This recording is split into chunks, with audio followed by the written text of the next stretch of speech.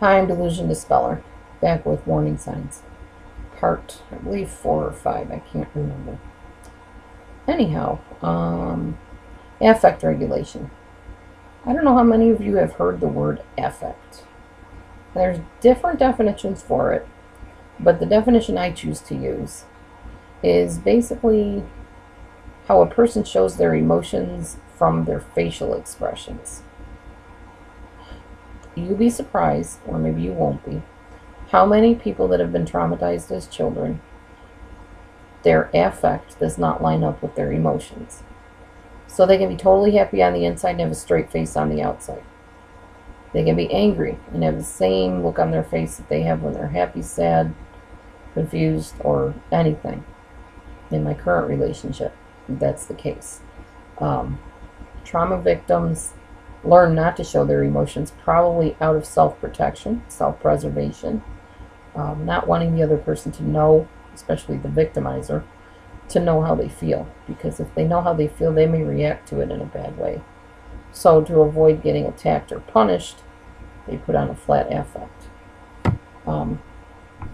The affect regulation I'm talking about here is the inability to tolerate and recover from severe states. In other words, somebody with an affect problem has a lot of trouble with fear, anger, and shame. They may overreact to things.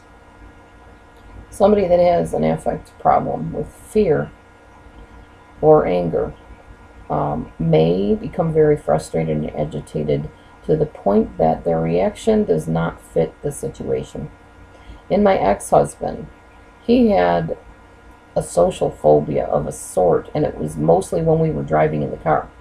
And some of the medicines that he was on made this even worse, to where if a car got too close, not that it was like right on top of us while we were driving, but if I was driving and a car got too close, he would flip out, start screaming and yelling, "Oh my God, you're going to crash into that car. Don't get so close to them." And he would just like go ballistic.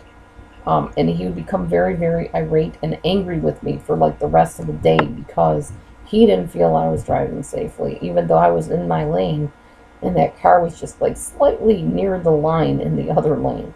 So it was like a prolonged, intense anger, extreme temper tantrum, and it would make him immobilized the rest of the day, where he would just freeze, like almost go into a state of emotional shock.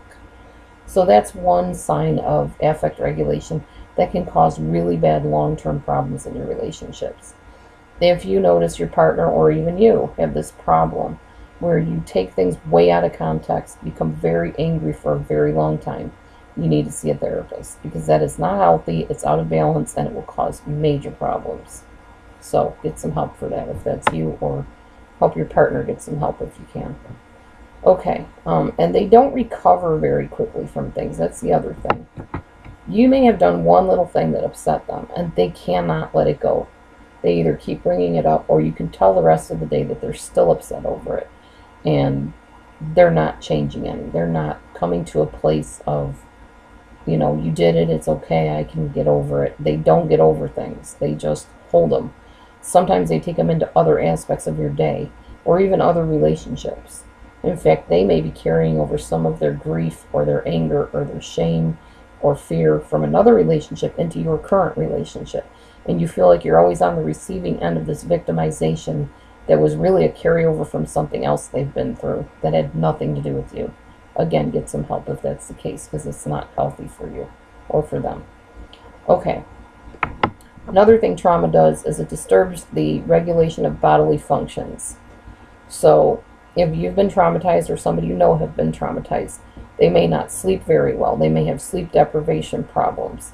They may eat totally wrong. They may be eating a lot of sugar, a lot of sweets, a lot of starch, a lot of really unhealthy things, because their body just doesn't know how to, I guess you could say, crave the things that are healthy for it. Their body's been thrown off. Believe it or not, trauma can cause a lot of bodily changes physically, psychologically, physiologically. It can affect the elimination cycle. They may have diarrhea or be constipated. They may not have regular bowel movements. They may have all kinds of elimination problems because of trauma.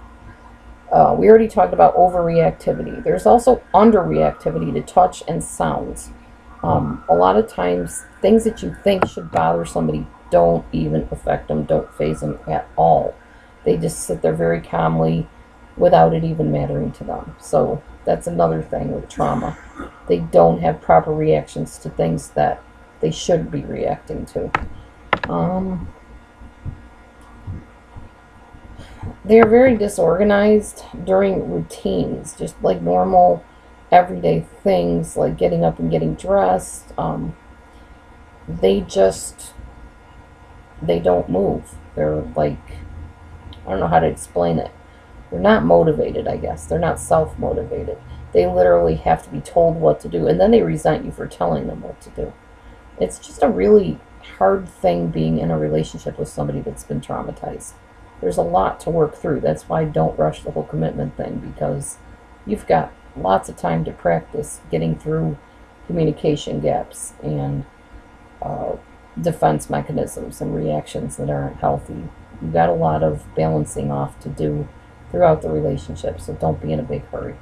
Anyway, thanks for watching. Stay tuned. I'm going to talk about I'm going to talk a little bit more about bodily sensations and how trauma affects that. Thanks for watching.